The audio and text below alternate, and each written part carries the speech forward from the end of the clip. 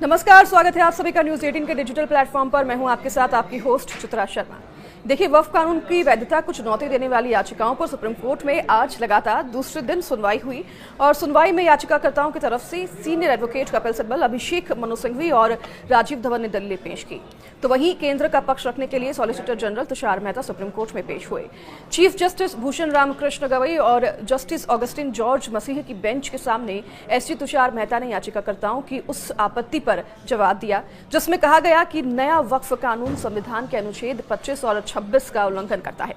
तो वहीं केंद्र ने अपने पक्ष में कहा कि वक्फ एक इस्लामी अवधारणा है, लेकिन यह इस्लाम का जरूरी हिस्सा नहीं है।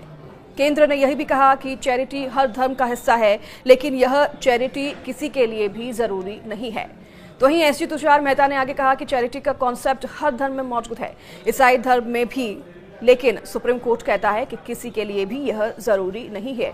हिंदुओं में भी दान देने जैसी चीजें हैं और सिख धर्म में भी ऐसा ही है, लेकिन किसी भी धर्म में इसे जरूरी नहीं बताया गया है।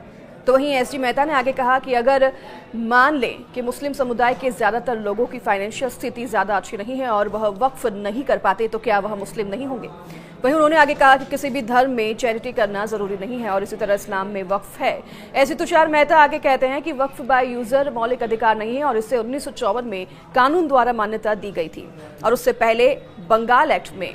वहीं उन्होंने एक फैसले का जिक्र करते हुए कहा कि अगर कोई अधिकार विधायी नीति के रूप में कानून द्वारा प्रदान किया गया है तो उसे राज्य द्वारा हमेशा के लिए छीना जा सकता है।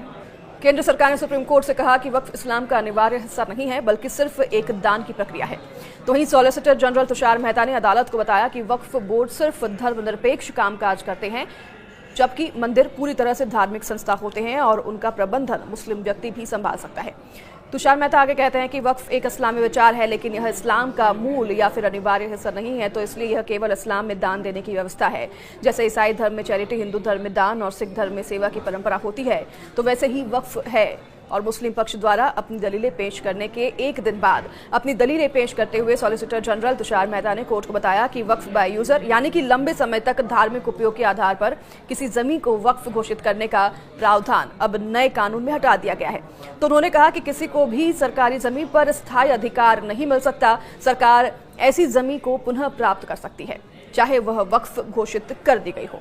तो वहीं केंद्र सरकार ने यह भी कहा है कि अगर कोई संपत्ति सरकारी हो और उसे वक्फ बाय यूजर के तहत घोषित किया गया हो तो सरकार उसे वापस लेने का पूरा कानूनी अधिकार रखती है और यह कोई मौलिक अधिकार नहीं है।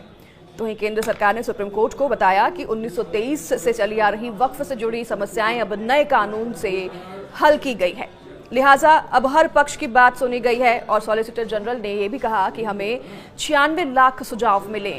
संयुक्त संसदीय समिति जेपीसी की 36 बैठकें भी हुई और कुछ याचिकाकर्ता पूरे मुस्लिम समुदाय की राय का दावा नहीं कर सकते।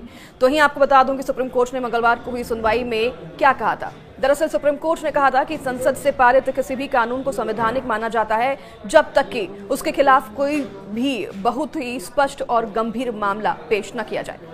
तो वहीं याचिकाकर्ताओं की ओर से बहस कर रहे सीनियर एडवोकेट कपिल सिब्बल ने जब अपनी दलीलें शुरू की तो सीजेआई बीआर गवई ने कहा कि हर कानून के पक्ष में संवैधानिक की धारणा होती है। अंतरिम राहत के लिए आपको एक बहुत मजबूत और स्पष्ट मामला बनाना होगा। तो वहीं केंद्र सरकार ने सुप्रीम कोर्ट से अपील की है कि सुनवाई को 3 मुख्य बिंदुओं तक ही सीमित रखा जाए, जिसमें पहला बिंदु है वक्फ बाय यूजर सिद्धांत का और दूसरा है वक्फ बोर्ड और केंद्रीय वक्फ का परिषद जो है उसमें गैर मुस्लिमों की नियुक्ति का होना। तो वहीं तीसरा है सरकारी जमीन को वक्फ घोषित करने की प्रक्रिया का।